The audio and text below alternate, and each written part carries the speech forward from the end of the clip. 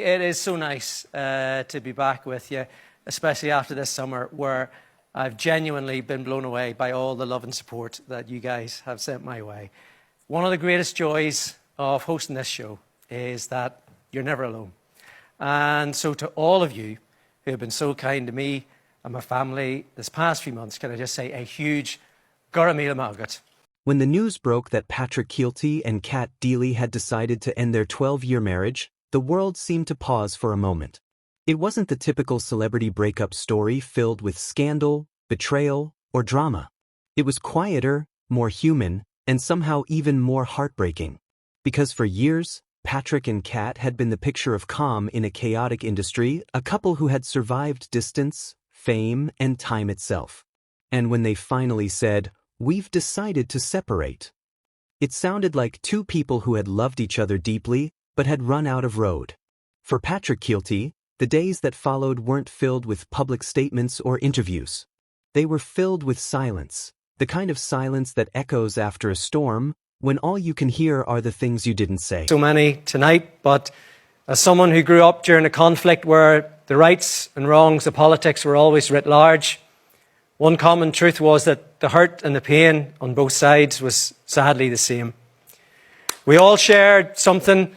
He had always been the grounded one, the Irishman with a sharp wit and an old soul, who could make a room laugh and think in the same breath. When he met Cat in the early 2000s, it wasn't some Hollywood love affair. It was real, slow, steady. Years later, they married quietly in Rome, away from the cameras. For Patrick, that day wasn't about fame, it was about finally finding peace. And for a long time, that's what their life was, peaceful. So it wasn't your intention originally to get us because Cat was working? Well, we're back and forward quite a lot, you know, so we're quite lucky that I'm able to do some work over here and she's able to do her work over there, and, you know, we spend quite a lot of time in the... They built a home, had two beautiful sons, and managed to make their transatlantic marriage work. But when the laughter faded, when work took them in different directions, her to the glitter of morning television, him to the quieter world of stand-up, radio, and home, the cracks began to whisper before they showed. After the separation, Patrick returned to Northern Ireland, not for escape, but for grounding. He went home to County Down, to the rolling green hills and the calm that fame can't buy. The locals say they've seen him around more often, in small cafes, at football matches, sometimes walking alone, sometimes with friends, but always looking like a man who's trying to reconnect with something real. Because after years of bright lights and busy schedules, he's learning to live in the pauses again. Thank you so much, folks. What a lovely welcome. I was standing out the back there like Joe Duffy about to be introduced at a Wolf Tone gig. So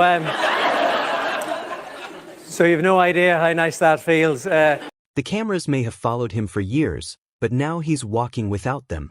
No entourage, no red carpet, just Patrick, the man behind the microphone, rediscovering the world outside the studio.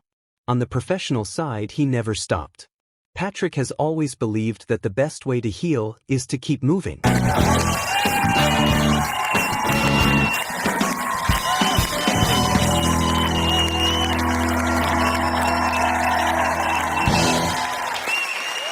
So he returned to his BBC radio work, the one constant that reminded him who he was before the fame.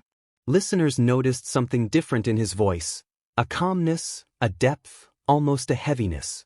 The jokes were still there, but between the laughter, there were small pauses that spoke louder than words. It wasn't sadness. It was perspective.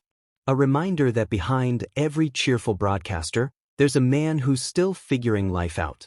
And that's what makes Patrick Kielty so compelling right now, the honesty. Unlike many who rush to redefine themselves after a breakup, he hasn't chased a new identity or a headline-grabbing rebound. Instead, he's chosen reflection. In interviews, he's remained respectful, protective of his family, and quietly firm about privacy. There is no other party involved, their joint statement said, and he's stood by that. No finger-pointing, no resentment. Just a shared decision, made with dignity. In a world addicted to chaos, Patrick chose grace. But make no mistake, even grace can hurt. Behind the scenes, those close to him say he's been pouring his energy into work, using creativity as therapy. His stand-up appearances now have a sharper edge, a mix of humor and vulnerability. Audiences feel it. It's been on Morning Ireland, Prime Time, Lifeline. What a treat it is to have the Late Show on again after. When he talks about life, love, and growing older, there's a rawness that wasn't there before. It's as if the man who once used jokes to hide his pain now uses them to heal it. He laughs, but you can tell he's been through something that changed the way he sees the world. That's the strange thing about heartbreak. It doesn't just break you, it remakes you. For Patrick, that transformation has been both painful and powerful. Those who followed his journey know he's no stranger to loss. He lost his father to political violence in Northern Ireland when he was just a teenager, a trauma that shaped his worldview and gave him the quiet strength that carried him through life. Maybe that's why this time, he isn't angry. He understands that love, like life, sometimes runs its course. And when it does, you don't curse the road, you thank it for the journey. There are whispers that Patrick has been writing again. Not just comedy, but essays and scripts about connection, resilience, and how people rebuild after love ends. It wouldn't be surprising, writing has always been his way of processing pain. What's remarkable is how he's kept his integrity through it all. Even as tabloids speculate, even as headlines try to sensationalize the calm, Patrick stays silent, not because he doesn't care, but because he's protecting the one thing he values most, his family. His 2 sons, Milo and James, remain his anchor. He's said before that fatherhood changed him completely, and that hasn't changed. The marriage may have ended, but the family remains.